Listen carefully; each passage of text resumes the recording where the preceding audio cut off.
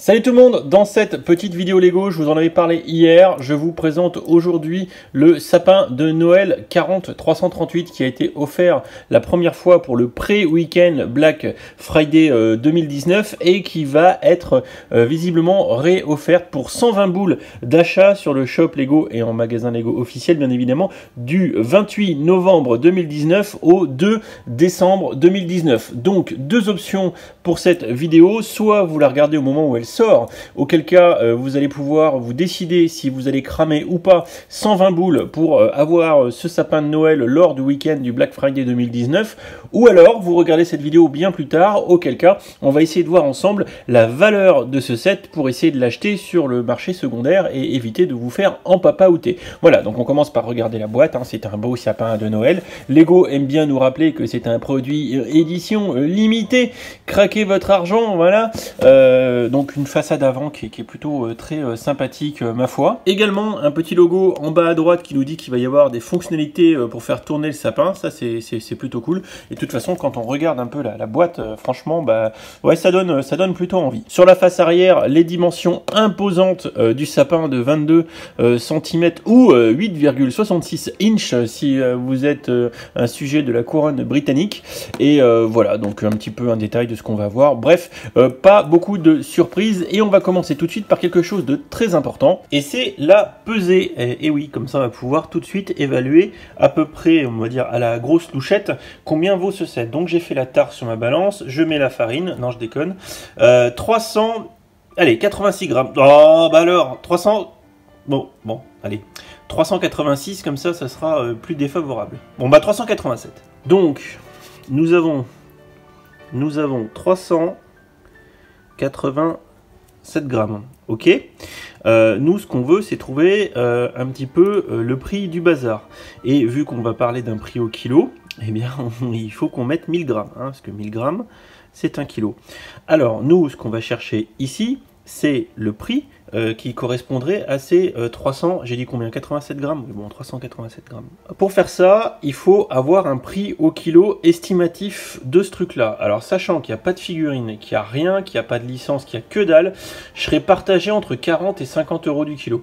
On va faire les deux comme ça on verra. Si on commence avec un 40 euros le kilo et ensuite on fera avec un 50 euros le kilo. Je pense que 50 c'est plus proche de ce que Lego va nous vendre, mais bon, voilà. Donc du coup on va faire un produit en croix, donc 40 fois 387 divisé par 1000 et ça va nous donner à peu près la valeur sur la base de ce prix au kilo de notre sapin. Donc je fais 40 tac fois 387 tac divisé par 1000 boules. Hop.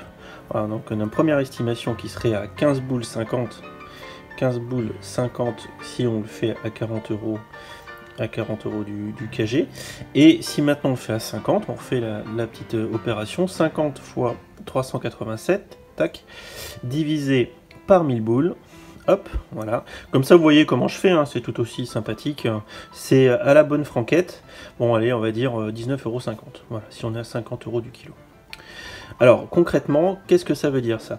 Ça veut dire que l'évaluation que je fais là, elle est un petit peu empirique, elle est basée sur un prix au kilo que j'estime moi-même. Mais sachant que là-dedans, on n'a que de la brique, il n'y a pas de raison que ça soit plus cher que vraiment 50. Donc globalement, ça pourrait peut-être même être moins cher. Globalement, on a 15 € ou 20. C'est un set, c'est une boîte qui vaudrait entre 10 et 20. Voilà, entre 10 et 20 à la grosse maille. Voilà, quelqu'un qui vous la vendrait 50 €, c'est ça qu'il faut comprendre. Quelqu'un qui vous la vendrait 50 €, il essaye de vous arnaquer. Au-delà de 20 €, ce serait cher. Alors, maintenant qu'on a vu la valeur du bazar, on va ouvrir la boîte. On va regarder un petit peu comment c'est foutu à l'intérieur.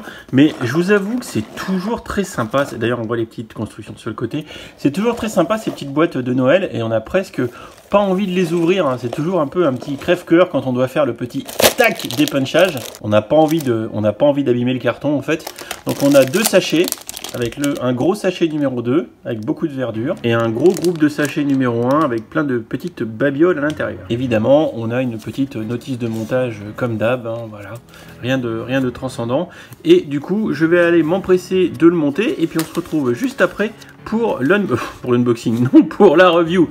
Allez, c'est parti. Petit aparté, je viens de terminer à peu près, parce qu'elle a les pièces que j'avais dans les sachets, et en fait il me manque toutes les petites pièces du premier sachet. Par exemple, à la base du sapin, je devais avoir un peu le manège avec des petits trains et tout, et j'ai pas les pièces pour le faire. Je suis baisé. Donc je vais essayer de taper dans mon stock de pièces en rab de 2019, voir si je peux finir ou en faire le maximum, et on se retrouve juste après pour voir ce que j'aurais réussi à faire. Voilà notre sapin monté avec les petits cadeaux qui vont avec, et donc comme vous l'avez compris, j'ai eu quelques petites péripéties.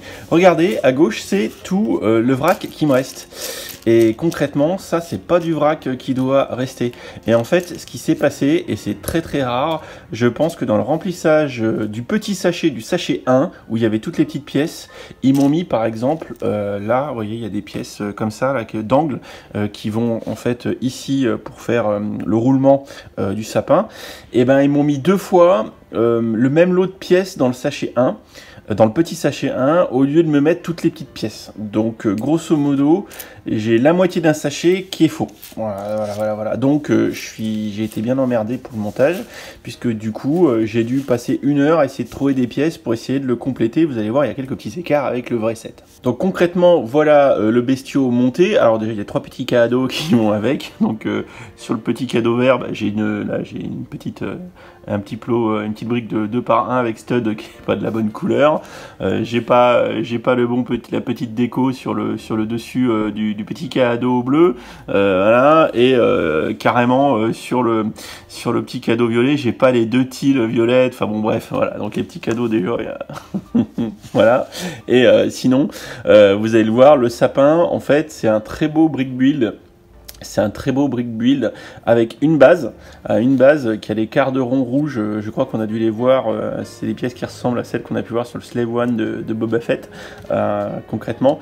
Et ce qui est intéressant, c'est qu'on a plein de boules de Noël qui sont faites avec des embouts en général de pièces techniques qui en général sont noires, rouges. Et là, on a du vert, on a du jaune, on a du blanc. Et ça fait des vraies boules de sapin de Noël.